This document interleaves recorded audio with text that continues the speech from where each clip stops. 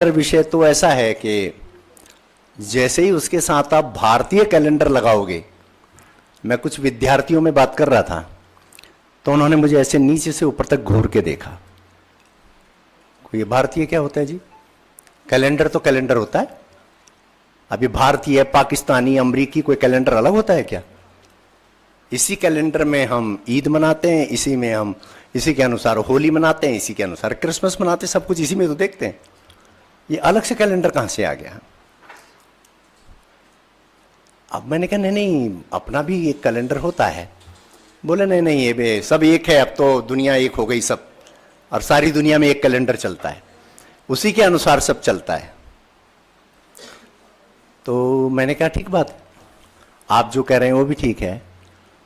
तो मैंने कहा अभी नववर्ष आने वाला है।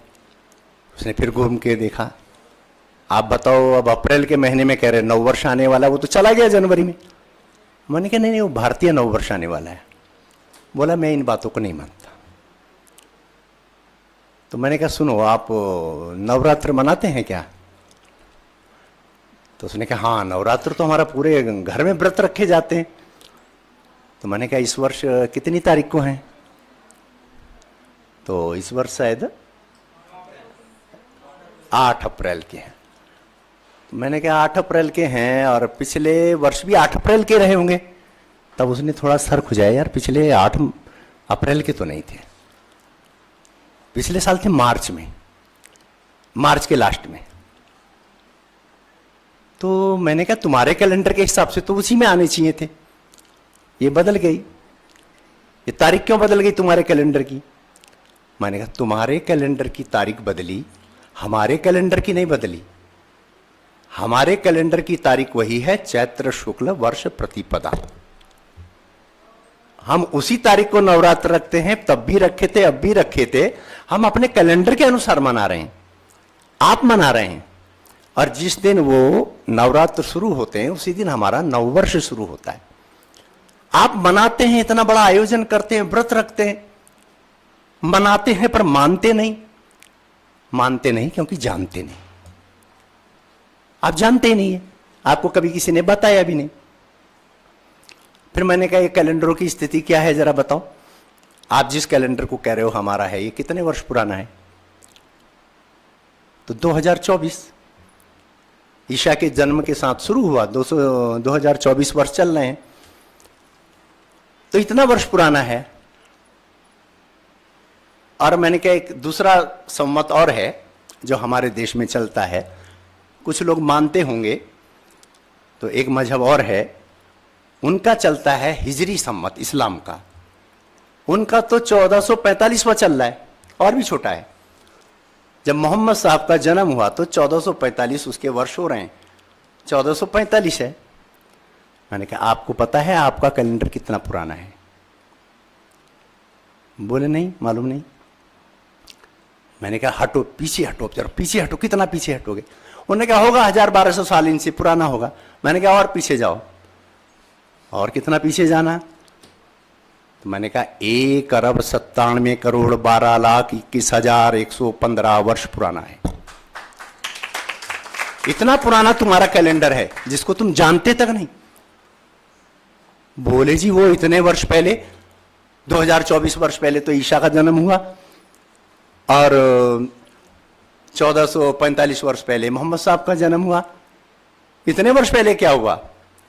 मैंने कहा इतने वर्ष पहले सृष्टि का प्रारंभ हुआ, और जिस दिन सृष्टि का प्रारंभ हुआ, ब्रह्मा ने सृष्टि का निर्माण किया, उस दिन से हमारा कैलेंडर चला, जिसको हम कहते हैं सृष्टि संवत।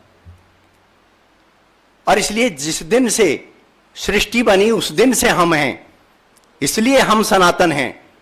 हमारा जन्म नहीं हुआ जो बार बार सनातन शब्द आ रहा है। हम कोई व्यक्ति के साथ नहीं पैदा हुए, जब से दुनिया है हम तब से हैं, ये सनातन है, हम तब से हैं। इसलिए सनातन हैं और तब से हम हैं, और इसलिए हम इतने पुराने हैं। और जिस कैलेंडर की आप बात कर रहे हो, इसका आप कैसे बना आपको पता है? इसको कहते हैं ग्रेगोरियन कैलेंडर। मैंने कहा जो गोरियन कैलेंडर है, वास्तव में ये नाम तो बहुत बाद में आया। और 2024 नहीं, कैलेंडर तो इससे पुराना है। जब रोम की स्थापना हुई लगभग 754 ईसा पूर्व, तो रोम की जब स्थापना हुई तो वहां के राजाओं ने कहा भाई ये कैलेंडर भी बनाएंगे हम अपना, तो उन्होंने एक कैलेंडर बनाया। अब कैलेंडर में 10 महीने थे। अब 10 महीने में तालमेल कैसे बैठता? तालमेल बैठता नहीं था, हर ऋतु और मौसम हर बार बदल जाते थे। अब उन्होंने कहा भाई ये तो बदल जा रहा है, गड़बड़ क्या है। अब आप देखिए वो 10 महीने हैं उनके, मार्च से शुरू होकर, और 10वां महीना दिसंबर था। और आप देखेंगे तो सप्तम सितंबर, अष्टम अक्टूबर, नवम नवंबर, दसम दिसंबर, वो 10वां महीना था। 10 महीने थे उनके। और तब एक नुमा पिंपोलियस एक राजा हुआ बहुत बाद में, उसने कहा गड़बड़ इसलिए है कि हमको 12 महीने करने पड़ेंगे। तो उन्होंने कहा महाराज आप महाराज हैं, कर दो, बढ़ा दो। तो जनवरी और फरवरी बढ़ा दिए गए। अब उसमें भी गड़बड़ आती रही, क्योंकि जो सूर्य की गणना, वो जो सूर्य का अपना चक्र है वो 365 दिन में पूरा होता है। अब उसके अनुसार ईसा से लगभग 54 वर्ष पहले एक राजा हुए जूलियस सीजर। उस राजा ने कहा भाई मैं इस कैलेंडर को ठीक करता हूं। उन्होंने उसको कैलेंडर की गणना ठीक करी। उन्होंने कहा एक चक्कर और है, 365 दिन ही, 365 1/4, एक चौथाई दिन और लगाना पड़ेगा, 6 घंटे लगभग और ज्यादा होते हैं। और उस हिसाब से उसने 12 महीने की गणना की। उसने कहा देखो जनवरी होगा 31 का, फरवरी होगा 30 का। ऐसे करते करते जब उन्होंने करा तो वो 365 की बजाय 366 दिन बैठ गए। अब 366 हो गए। उन्होंने कहा भाई करना तो 365 है। तो उन्होंने कहा ऐसा करो फरवरी में एक कम कर दो। फरवरी में एक कम कर दिया तो 29 की हो गई। और उन्होंने कहा जो ये 6 घंटे वाला मामला है, 4 साल में एक लीप ईयर होगा, तो फरवरी जो है वो फिर 30 की होगी लीप ईयर में। अब वो भी हो गया। सारी जनता बहुत खुश हुई, अरे राजा ने तो हमारी समस्या का हल कर दिया, हर साल हम परेशान हो जाते थे। तो इसलिए उन्होंने कहा नहीं राजा साहब आपने इतना अच्छा काम किया, 1 महीने का नाम आपके नाम पर। तो 1 महीने का नाम जूलियस के नाम पर जो है जुलाई कर दिया गया, और इस कैलेंडर का नाम हुआ जूलियन कैलेंडर, उसके नाम पर, राजा के नाम पर। अब वो जूलियन कैलेंडर हो गया। अब उससे अगला एक राजा और आ गया, वो था अगस्टस। अब उसने कहा वो जो पिछला राजा था उसके नाम पर तो 1 महीना कर दिया, 1 महीने का नाम मेरे नाम पे भी रखो। तो विद्वान बैठे, उन्होंने कहा जी जनवरी फरवरी किसी का भी नाम आपके नाम पे कर देते हैं। कहा किसी भी नाम पे नहीं, उससे नीचे नहीं चाहिए मुझे, उससे ऊपर चाहिए। उन्होंने कहा जी ऊपर कर देते हैं। अब जुलाई 31 का था तो अगस्त 30 का था, वो तो क्रम वैसा था। तो उन्होंने कहा जी इसको कर देते ऊपर वाला। अरे वाह, इसको 31 दिन, मुझे 30 दिन, मेरे भी 31 करो। अरे उन्होंने कहा भाई ऐसे कैसे चलेगा, 31 करके वो सारी, उन्होंने बेचारे वो पिछले विद्वान राजा गए, उन्होंने सब ये सेटिंग करके बिठाई है। और उन्होंने कहा जी ऐसा तो नहीं हो पाएगा। बोले क्यों? बोले सब गड़बड़ हो जाएगा, बिगड़ जाएगा सब। उन्होंने कहा इस फरवरी का क्या बिगड़ रहा है, जो तुमने 29 की 28 की कर दो, मेरा 1 दिन बढ़ा दो। अब बेचारी फरवरी 28 की हो गई, और उसके अब वो 2 महीने एक साथ 31 के हो गए। जुलाई भी 31, अगस्त भी 31। अब ऐसे करते करते उनका कैलेंडर चलते चलते, लेकिन वो जो पूरा काल गणना में 6 घंटे नहीं, कुछ मिनट और सेकंड भी होते हैं, उसके कारण से 16वीं सदी में आके 10 दिन का अंतर आ गया। अब 10 दिन का आ गया तो उस समय के जो पोप थे वो ग्रेगोरी, उनके पास लोग गए, महाराज ये 10 दिन का अंतर आ रहा है, इसका क्या होगा, सब फर्क पड़ रहा है। तो उन्होंने कहा 10 दिन का अंतर आ रहा है, चलो मैं देखता हूं। उन्होंने एक बार कैलेंडर ठीक ठाक करा, सब करा, बोले अब आगे से ये नहीं आएगा, पर ये जो आ गया इसका क्या होगा। उन्होंने कहा अच्छा इसका क्या होगा, आज तारीख क्या है। उन्होंने कहा जी 4 अक्टूबर। उन्होंने कहा कल क्या होगी, बोले 5 अक्टूबर। बोले नहीं कल 15 अक्टूबर है। 10 दिन ही गायब कर दिए इतिहास से। बोले कल 15 अक्टूबर, इतिहास के 10 दिन गायब, ये 10 तारीख ही नहीं। तो ऐसा करके ये कैलेंडर बना। कोई खगोल की जानकारी नहीं, कोई वैज्ञानिकता नहीं, लोगों के नाम पर महीनों के नाम करते रहे। अभी मैं उसकी भी आऊंगा, क्योंकि वो हिजरी संवत जो है वो तो चंद्रमा पे आधारित है। लेकिन हमारा जो कैलेंडर है, हमने जब इतनी बड़ी काल गणना उसकी की और इतना बड़ा बताया, तो वो विद्यार्थी मुंह देखकर कहते भाई साहब क्या बात करते हो, ये गणित जो है ना, गणित था हमारे पास तो गणित ही नहीं था, हम तो कौड़ियों में हिसाब करने वाले लोग। हमें ये बताया जाता ना, कौड़ियों में चलती थी यहाँ तो गिनती भी, हमारे पास तो गणित ही नहीं था। और इसलिए ये गणित तो जब यूरोप से लोग आए, अंग्रेज आए, तब हमारे पास आया। आज तो सारा होता भी इंग्लिश में ही है। हमारे समय तक तो फिर भी बीज गणित, अंक गणित ये पढ़ते थे, अब तो सब वो त्रिकोणमिति वगैरह कुछ नहीं, अब इंग्लिश में है सब। तो उनको लगता है ये सब यूरोप से आया। मैंने कहा आपको पता है, यूरोप में एक समय में रोमन लिपि चलती थी, आप लोगों ने देखी होगी। वो ऐसे एक लाइन जिसको आप फर्स्ट कहते हैं, फिर 2 लाइन सेकंड, फिर 3 लाइन। अब उन्होंने कहा भाई अब 3 के आगे क्या करना, तो एक वी बना दो, फिर उसके आगे पीछे लाइन चलाई। फिर अब क्या करो, 2 लाइनों को ऐसे करके क्रॉस बना दो, फिर इनके आगे पीछे लाइनें लगाओ। अब उनके पास ये थी तो 1000 से ऊपर की संख्या ही नहीं थी। अब कितना लंबा बनाएंगे, 1000 से ऊपर संख्या ही नहीं लिख पाते थे। इसलिए वहां जो ये 0 1 2 3 4 5 जो आया, जो आज वो लिखते हैं, मैंने कहा आपको पता है इनको क्या कहते हैं? वो लोग कहते हैं अरेबिक न्यूमरल्स, यानी अरब से आया। तो वो तुरंत कहता है विद्यार्थी तो इसमें हमारी क्या बड़ाई है, अरब वालों ने सिखाया ना गणित। मैंने कहा जरा ठहरो, ऐसी चलता ना आजकल रील में भी, ठहरो ठहरो जरा ठहरो। मैंने कहा जरा ठहरो, अब आप आओ अरब में नंबर्स को क्या कहते हैं? अरब में नंबर्स को कहते हैं हिंदसा। माने कहां से आए? हिंदुस्तान से आए। इसलिए हिंदुस्तान से गणित अरब में गया, अरब से तब यूरोप में गया। इसलिए दुनिया को गणित देने का काम हमने किया, और इसलिए हमारे पास गणित था तो इतनी बड़ी गणनाएं थी। हमने इतनी बड़ी बड़ी गणना की, और बारीक से लेके बड़ी बड़ी गणना की। अक्सर हम ज्यादातर प्रयोग करते हैं तो निमेश, सूक्ष्म गणना में निमेश बताते हैं। एक निमेश, तो निमेश माने एक पलक झपकने में जितना समय लगता है, जो स्वाभाविक पलक झपकती है, उसको कहते हैं एक निमेश। लेकिन उससे भी नीचे है, लव वगैरह वगैरह बहुत होते होते फिर अणु, फिर परमाणु, और 1 सेकंड में 38,000 परमाणु।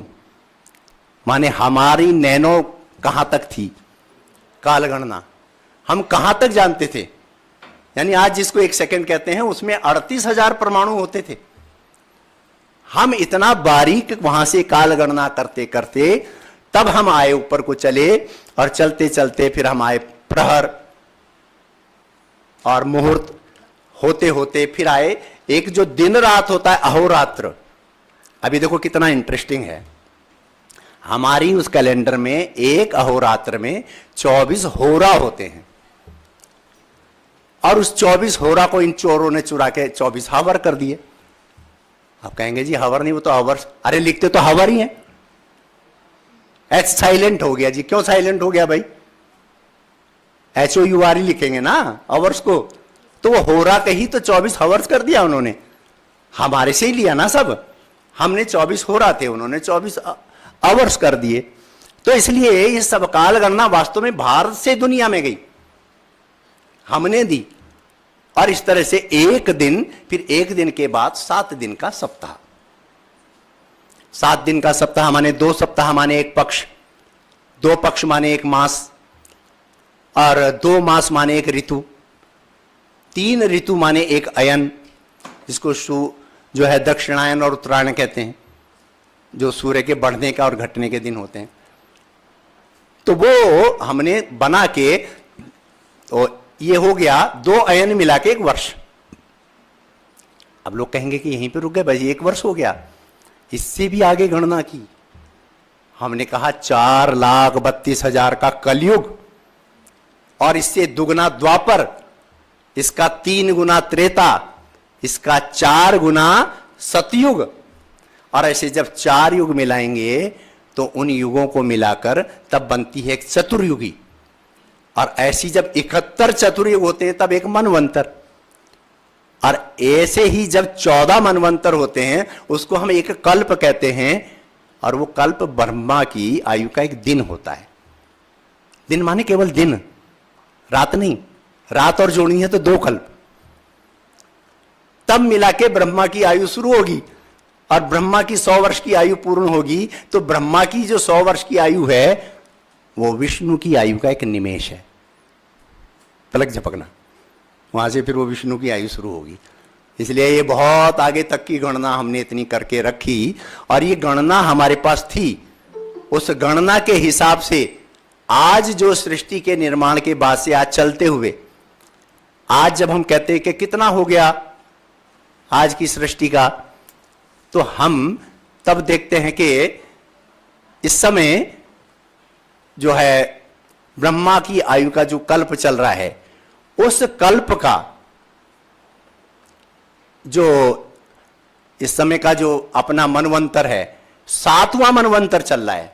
14 होते हैं ना, 7वें मनवंतर का भी 28वां चतुर्युग चल रहा है, और उस 28वें चतुर्युग का कलयुग चल रहा है, जिसके 5125 वर्ष हो रहे हैं। अब ये सारी कालगणना जब हम करते हैं तो लोग कहते हैं अरे इतनी सारी कालगणना हमने तो कभी सुनी नहीं। आपने सब नहीं सुनी है। आपके घर में जब सबके घर में पूजा होती है, पंडित जी जिस समय संकल्प कराते हैं तो वो सब बताते हैं, श्वेत वराह कल्पे बताते हैं ना भाई साहब, वो सारी ये गणना बताते हैं। कभी कभी होता क्या है, वो पंडित जी भी नहीं जानते कि मैं इतनी बड़ी काल गणना बता रहा हूं, और वो बताता है इस कलयुग में आज के दिन, आज अमुक में मैं तुम्हारा संकल्प कराता हूं पूजा का। तो इतना सब कुछ उसमें था। और मैं तो अभी सप्ताह तक ही गया था। हमने महीनों के नाम किसी राजाओं के नाम पे नहीं रखे, हमारे महीनों के नाम खगोल पे आधारित हैं।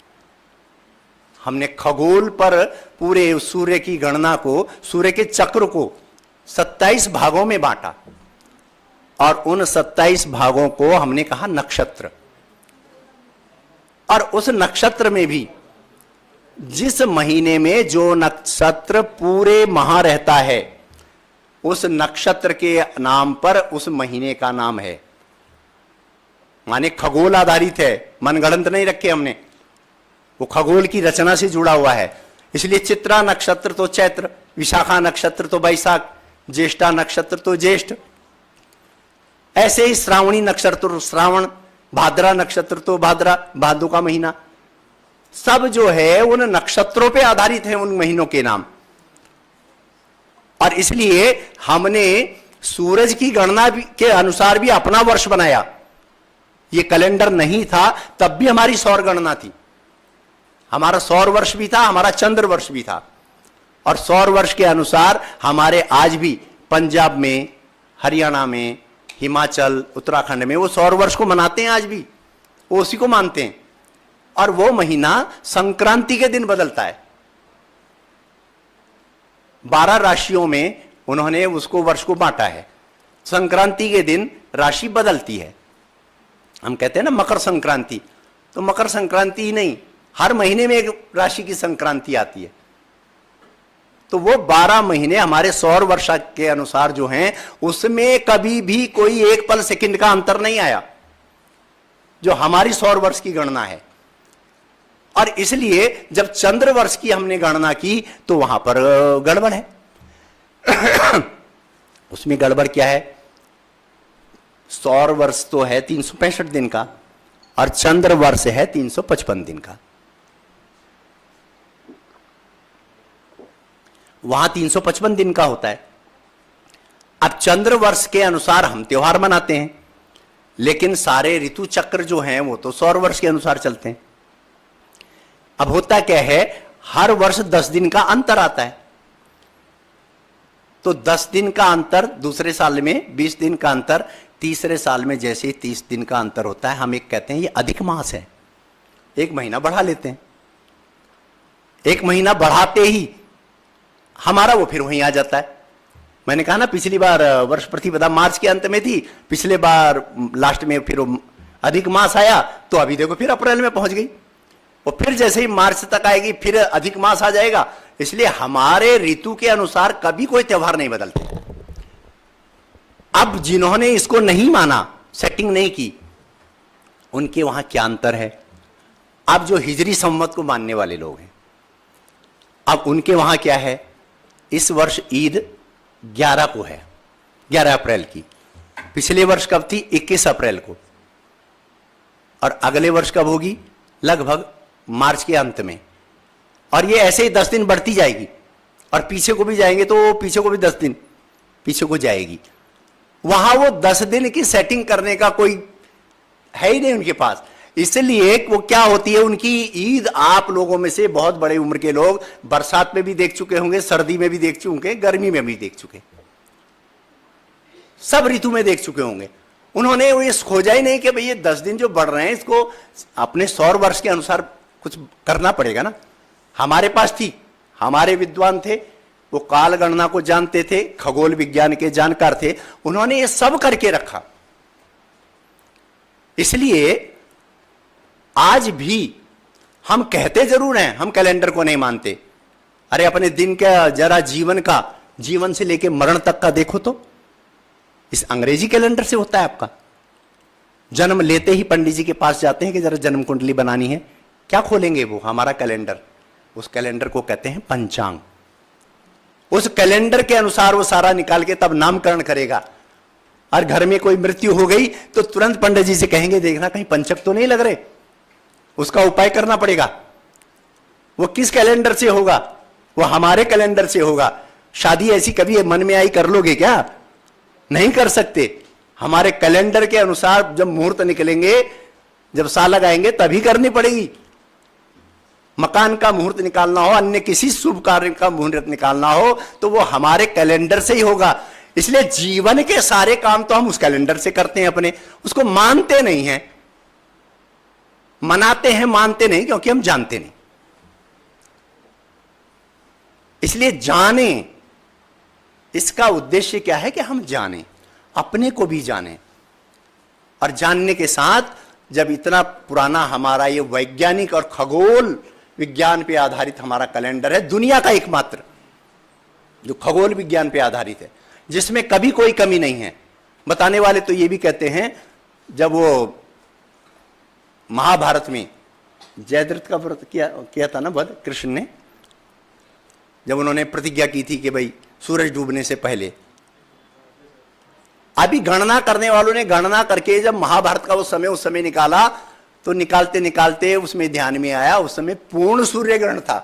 अरे कृष्ण जी को मालूम था कि थोड़ी देर में पूर्ण सूर्य ग्रहण होने वाला है, तो एकदम ऐसा लगेगा रात हो गई। तो जैसे ही वो सूरज पूर्ण सूर्य ग्रहण में गया, सबने कहा भाई रात हो गई। वो आ गया निकल के, उन्होंने कहा लो अब आ गया, मैं सजाओ इसकी चिता और मारो इसको। अब वो कितनी देर का होता सूर्य ग्रहण, वो तो कुछ सेकंडों का, मिनटों का होता है। इतने में वो हट गया। हट गया तो उन्होंने, कृष्ण ने कहा देख सूरज हो रहा, मार इसको। वो इतने बड़े उस हमारे खगोल विज्ञान के ज्ञाता थे, उनको मालूम था कि इस समय में सूर्य ग्रहण पड़ने वाला है।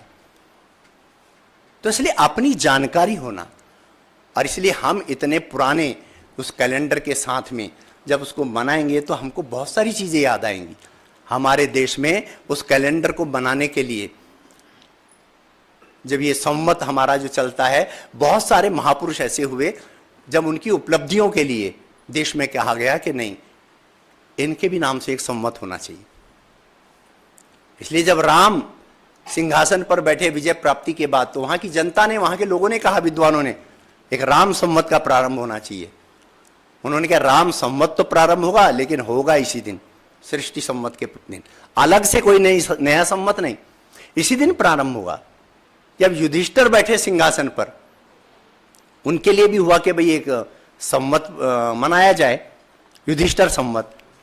तो उस दिन भी तय हुआ संवत का दिन नहीं बदलेगा, युधिष्ठिर संवत प्रारंभ होगा, लेकिन इसी दिन से होगा। सृष्टि संवत से। और सबसे महत्वपूर्ण है विक्रमी संवत, जो हम सबको याद रखना चाहिए, सबसे अधिक गौरव दिलाने वाला है। आपसे विक्रमी संवत 2080 चल रहा है, तो ऐसी क्या घटना हो गई भी 2080 वर्ष पहले कि एक विक्रमी संवत प्रारंभ करा। तो उस समय में दुनिया में एक क्रूर जाति थी, उसका नाम था शक। और उन शकों ने जब आक्रमण किया, मध्य एशिया से आते थे, तब तक तो ये ईसाइयत और ये भी नहीं आए थे, इस्लाम भी। मध्य एशिया माने ईरान वाले क्षेत्र में वो शकों का राज था, और क्रूर थे, राक्षस बिल्कुल। अब वो उधर से जब चले तो सबसे पहले चीन पड़ा। जब चीन की तरफ को वो चले तो चीन के राजा ने हाथ खड़ा कर दिया, भाई इनसे मैं नहीं बचा सकता, मेरी सेना भी नहीं लड़ सकती, ये तो राक्षस हैं, ये तो आदमियों को भी मार के खा जाते हैं। अब जनता ने कहा भाई आप नहीं बचाओगे तो हमें कौन बचाएगा। उनने कहा भैया अब आप अपनी रक्षा अपने आप करो, इनका रास्ता रोकना है तो सारी जनता मिलकर एक दीवार खड़ी करो, इनका रास्ता रोक दो, चारों तरफ से बंद, उधर से बंद कर दो, ये कहीं से घुस ही ना सके। 6000 वर्ग किलोमीटर से भी अधिक लंबी दीवार, और चौड़ी इतनी कि 6 घोड़े दौड़ सकते हैं उस पर लाइन में ऐसे खड़े होकर, इतनी चौड़ी। उसे चीन की जनता ने क्यों बनाई, उन शकों से घबरा के। और जब वो वहां का रास्ता बंद हो गया तो शकों ने कहा क्या करना, भारत को चल दिए। तब उसमें में मालवा में राजा विक्रमादित्य थे, विक्रमादित्य से पाला पड़ा, और विक्रमादित्य ने जब मार लगानी शुरू की, और मारते मारते जब ले गया तो मध्य एशिया घर में घुसकर मार के बिठा के फिर से कोई हिम्मत मत करना, मध्य एशिया तक मार के आया। और उस बीच में जितने देश पड़े, जितनी अरब कंट्रीज हैं, ईरान इराक, सब पे अपना झंडा फहराता हुआ गया, सब मेरे, सब पर उसने झंडा लहराते। अंत में उनके घर में वहां ईरान घुसा कर आया। और इस खुशी में, तब उस विक्रमादित्य की इस विजय की खुशी में, जिन शकों से घबरा के चीन ने इतनी बड़ी, आज बड़ा नाम होता है चीन की दीवार, चीन की दीवार, वो उनकी कायरता का प्रतीक है। इतनी बड़ी दीवार खड़ी की, हमने कोई दीवार नहीं खड़ी की, हमने उनको मारा और दुनिया से शकों का नाम ही मिट गया। हमने इतनी विजय, बड़ी विजय प्राप्त की। तो उन शकों पर विजय प्राप्त की उस समय, तब तक इस्लाम नहीं आया था। एक राजा हैं अरब कंट्री के, और वहां के कवि थे बहुत सारे, कवि संग्रह है, अभी भी है वहां रखा हुआ मकतबे सुल्तानिया में, वो कविताओं का संग्रह बहुत पुराना, हजारों वर्ष। उस समय का भी कविताएं हैं जिस समय में वहां राजा का, इसका अपने विक्रमादित्य का शासन था। तो वो एक कवि लिखता है, वो कहता है कि धन्य है वो लोग जो राजा विक्रमादित्य के समय में जिन्होंने देखा, शासन देखा। वो कहता है हम लोग तो जाहिल थे, वो हमारे लिए ज्ञान का सूरज बन के आया, उसने हमें जीना सिखाया। उस राजा विक्रमादित्य के लिए वहां के लोग लिखते, उसने हमें जीना सिखाया, हम जाहिल लोग थे। ऐसे राजा विक्रमादित्य की याद आती है। इसलिए जब हम अपना नववर्ष मनाते हैं, हमको ध्यान में आता है कैसी हमारी विजयी पूर्वजों की परंपरा है। हमको क्योंकि इतिहास पढ़ाते, इतने साल अंग्रेजों के गुलाम, इतने साल इनके गुलाम, उसके गुलाम। अरे असली उस जब हम अपना नववर्ष मनाते तब ध्यान में आता है हमारे पूर्वजों ने कभी हार नहीं मानी, चाहे राम हो, चाहे कृष्ण हो, और चाहे राजा विक्रमादित्य हो। तो इसलिए अपना कैलेंडर जानना, उसको समझना, अपने नववर्ष को मनाना, और क्योंकि ये एकमात्र दुनिया का खगोल विज्ञान पर आधारित कैलेंडर है, सटीक कैलेंडर है, और साथ में इसको जब हम जानते हैं तो हमारे विजयी पूर्वजों की परंपरा भी ध्यान में आती है। इस कैलेंडर के बारे में थोड़ा सा मैंने बताने की कोशिश की। इस समय के लिए इतना ही।